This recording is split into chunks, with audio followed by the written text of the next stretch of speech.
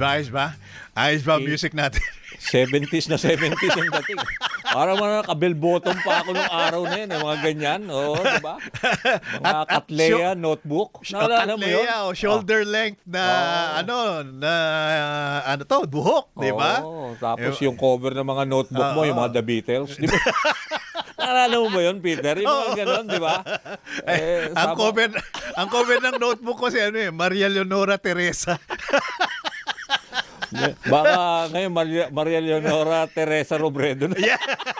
Di ba ganun yung pangalan niya? Eh, tapos naalala mo na nauso pa nung mga araw na yun yung boots.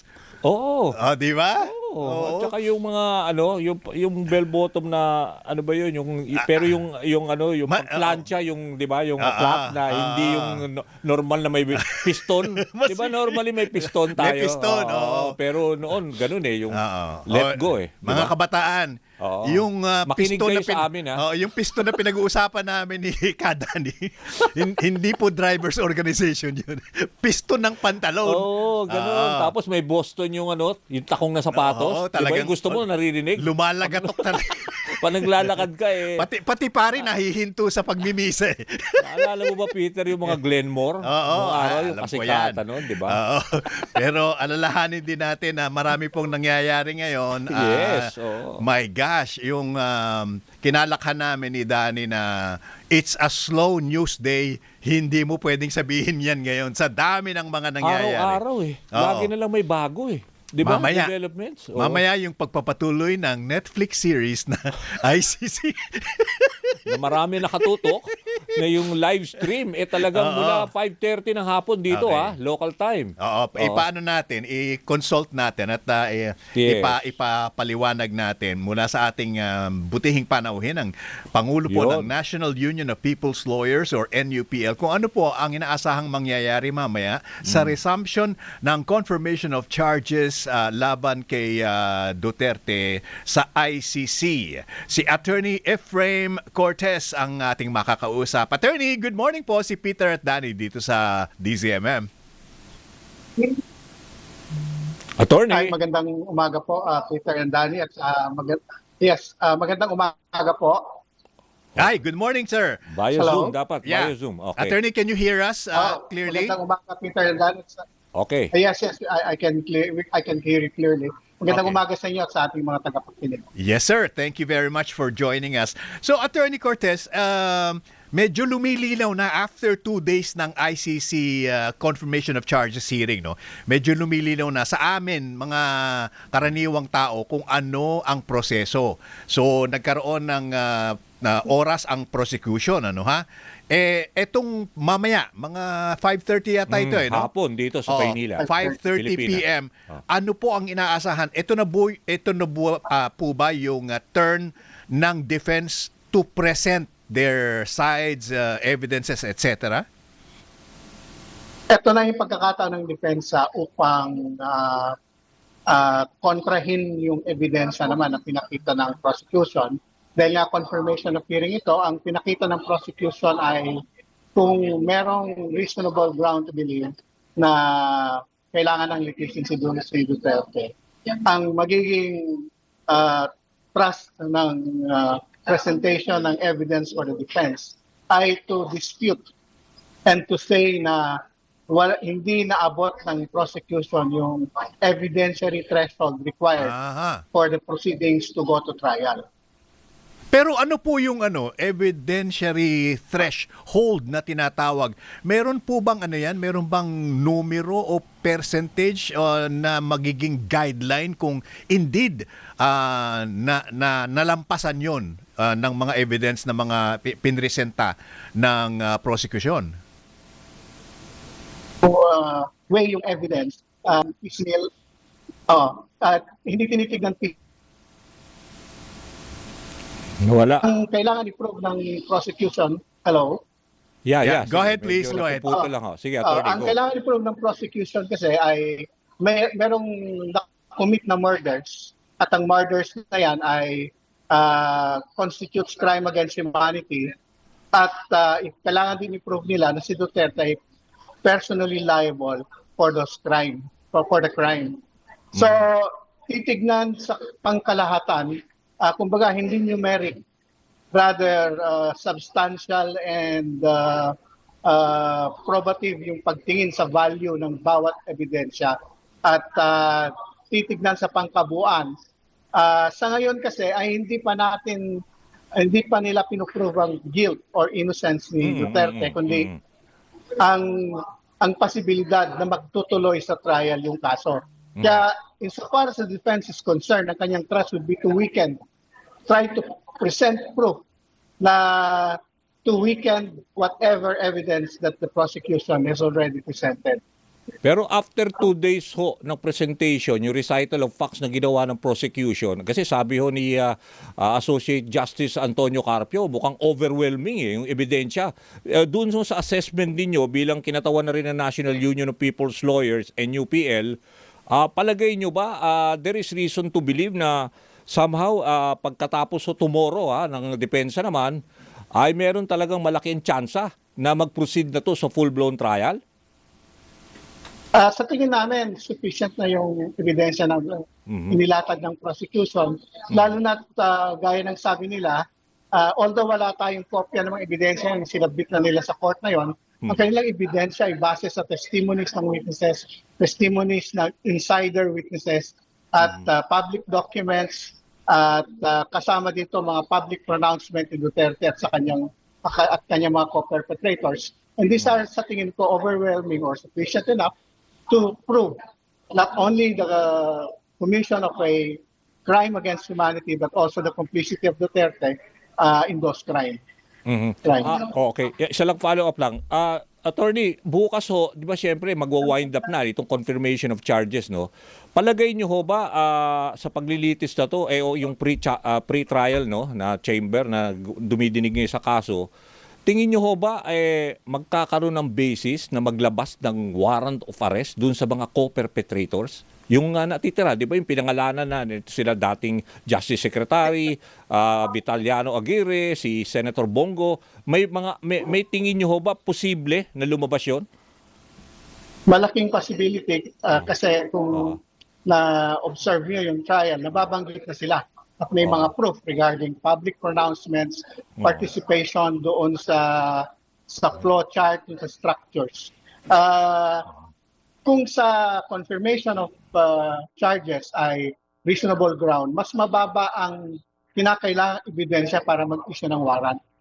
So kung kayang ilusot ito para ma-confirm ang charges, definitely the evidence that were presented by the prosecution is enough to convince the ICC to issue warrants of arrest against the co-perpetrators. Okay. Attorney Ray, so pagkatapos po nito nung confirmation of charges hearing, anong inaasahan bukas at kailan magdidesisyon ang pre-trial chambers? Ilan ba sila na magbobotohan para ituloy o hindi na ituloy ang kaso ni Duterte? Well, after bukas, siguro the defense will definitely wind up its presentation of evidence. After that, merong 60 days ang pre-trial chamber to issue a resolution whether to confirm or not to confirm the charges. Based sa mga nakaraang mga decisions, it's usually majority of the three is enough to confirm the issuance of a resolution. Tapos ang papalito, another set of judges, di ba? Para dun sa trial na 2 months after hopefully. Tama ba, Attorney? Yes. Ililipat na siya sa trial chamber. Oo. Okay. Attorney Ray, regarding dun sa pinag-usapan ninyo ni Danny kanina, no, na ano ang posibilidad na mag-issue ng warrants of arrest para dun sa tinatawag na co-perpetrators? Logically, hindi po ba dapat desisyonan muna etong pre-trial chamber confirmation of charges kung itutuloy nga yung mga kaso laban kay Duterte?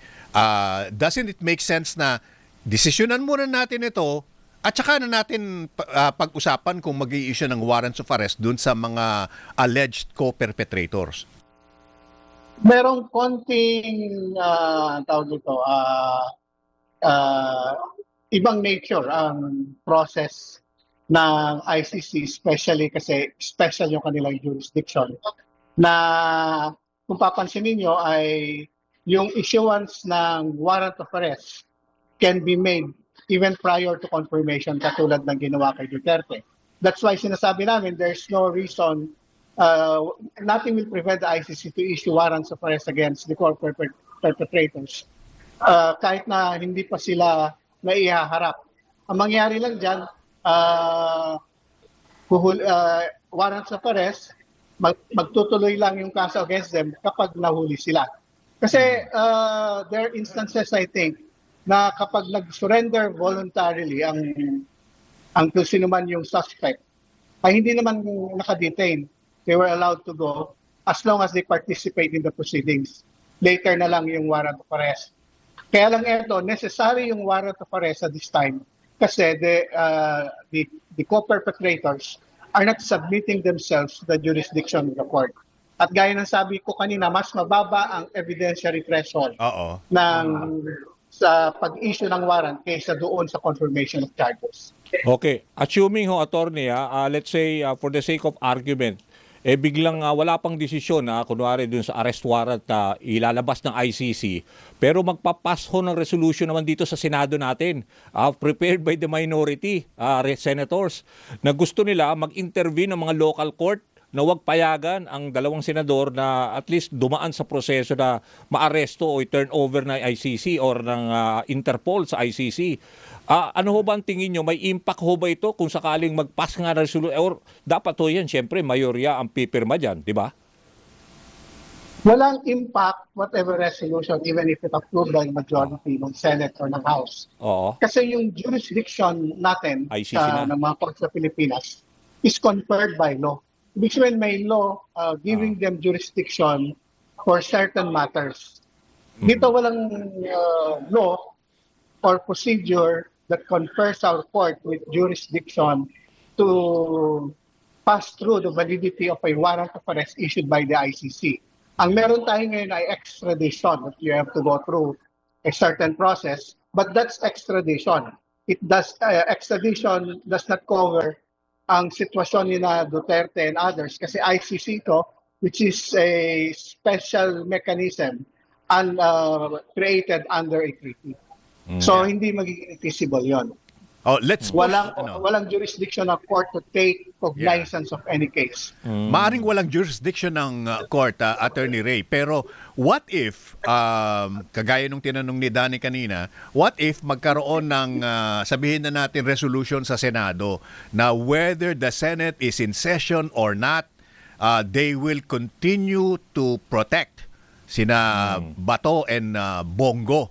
Would that actually be a valid resolution in as far as the ICC is concerned? Well, they can always issue that resolution at insofar as the ICC is concerned. Siyempre, hindi sila bound doon. Pero yan ay it's a matter of political will. Kasi it's now magkakaroon ng head-on collision ng executive at ang legislative dahil the executive is tasked to implement the warrant of arrest while the legislative to the Senate is trying to prevent the implementation of the warrant. Magkakaroon ng constitutional crisis in that sense. Dahil technically, walang legal basis yung pag-protect. But again, dahil sa separation of powers, I don't know how the executive will act and treat such kind of an action from the Senate. Okay. One last from me, Attorney Ray, What dito po sa kaso na ito ni Duterte, may mga pinangalanan na quote co-perpetrators, end of quote.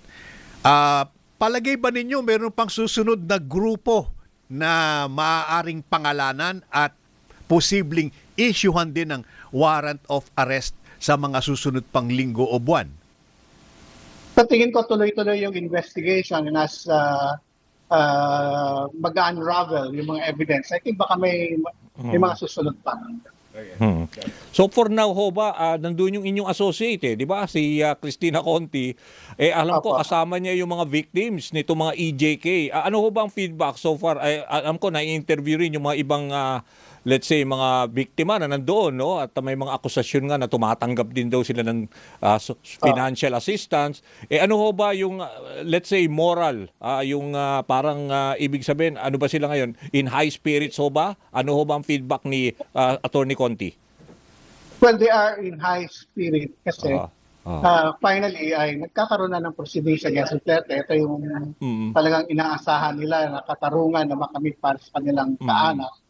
Pero at the same time, siyempre medyo worried sila dun sa mga lumalabas na mga fake news regarding them. Alam nila, no, and handa sila, alam nila na magkakaroon ng ganitong mga atake laban sa kanila in the course ng kanilang paghahanap ng katarungan. Kahit nga si Attorney Conti ay inaabot ng napakaraming online bashing, Bashing, dahil sa kanyang pagtulong. Ganon din itong mga kaanak ng biktima. In fact, meron na kaming na-file na complaint sa NBI tungkol sa mga online bashing ganun ba? na natatanggap ng mga biktima simula nung simula nang mag-start ang proceedings dito sa ICC, I think noong 2024. Pero wala ba kayong, di ba meron din kayo siyempre mga social media na mga let's say nagka-counter, di ba, dito sa mga bashing at saka yung gumagawa rin ng sarili nyong naratibo para at least yun na nga masawata natin yung disinformation, attorney. Well, ginagawa rin naman na sagutin. In fact, yung latest na sinasabi na meron silang mga mamahalin na bag, yung pictures na altered, ay sinagot naman natin at apparently ay taken down na yung post na yon. So may mga ganung effort din naman sa part ng mga organizations na tumutulong sa biktima.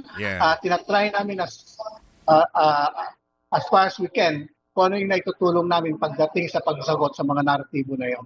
Okay, kailangan ko lang isingit ito. Pasensya na kayo, Attorney Sige, Rhea. sige, go ahead. Ito, habang pinapakinggan natin, yung mga nagtiyaga talaga na nanood, nakinig, nung Itong putol-putol na sessions, na nakadalawang araw na. Alam niyo pong pakiramdam ng marami, nakakalungkot, yung iba nga sabi nila, nakakaiyak, yung dinidetalye ng mga prosecution. On a global audience. To the global audience, yung gory details, yung pagpatay, yung pagkawala ng dignidad, yung pinatay ka na nga na sabi ayon sa kanilang mga reports, pinatay ka na nga, meron ka pa ngayong nabinyagan ka pa na kasi kaya napatayan dahil nakitaan ng shabu, nakitaan ng baril. Yung nawalan na ng buhay, nawalan pa ng dignidad, hindi lang yung biktima kundi yung buong pamilya. What does it say about, palagay ko po, 'di ba, parang may fallout sa PNP in particular. And what does it say about our justice system, attorney? Well, the fact that we're hearing all of this in a foreign tribunal, in an international tribunal, says it all. Kumbaga, Naku, nawala. Naputol. Ala. Maganda pa naman yung tanong. dumaan sa ganitong mapunta tayo sa international tribunal. Ano po yun? Pakiulit lang po, attorney. Medyo Medyo naputol, nawala po kayo ng mga ilang segundo Okay, good. Go ahead, please. Ibig sabihin, kung dito sana nilitis yung crimes against humanity, hindi natin napapanood yan at hindi yan naririnig internationally. Ang problema ay merong problema sa justice system natin kaya kinakailangan pumunta sa international tribunal at yun ang nakakalungkot na imbis na bigyan ng katarungan ay binabash pa yung mga biktima at kanilang mga kaanak. Yun na nga yung sinabi ni di ba, ni Ombudsman Remulla, kaya hindi sila makapag-proceed dito, yung sa DOJ pa siya, di ba? Dahil lahat ng ebidensya talagang nawala na yung time na nga ni Duterte, pati yung mga importante nga pieces of evidence. Kaya ngayon lang lumalantad. Di ba? And for a former Justice Secretary and now the Ombudsman to say that, kaya sabi niya, it's really yung ICC is the right parang forum nga po to hear all those gory details na binabanggit mo nga, di ba? At yun ang malungkot na realidad. na kailangan nating harapin ngayon, ano ha, na nililitis ang dating Pangulo ng Pilipinas sa isang banyagang bansa. At sabi mo nga Naririnig ng ibang mga Oo. pambansa, hindi lang tayo, to the mga Hague Pilipino. and to the rest of the world. Oo. Attorney Ray, maraming salamat po. Maraming salamat. Oo, Salamat, it's a Attorney. pleasure talking to you, sir. Okay, magandang umaga po. Si Attorney Efraim Cortez, ang president po ng National Union of People's Lawyer or NUPL. Ang oras 9:42. Bilis, Babalik kami ni Danny dito po sa Balita Patan, the day after EDSA edition.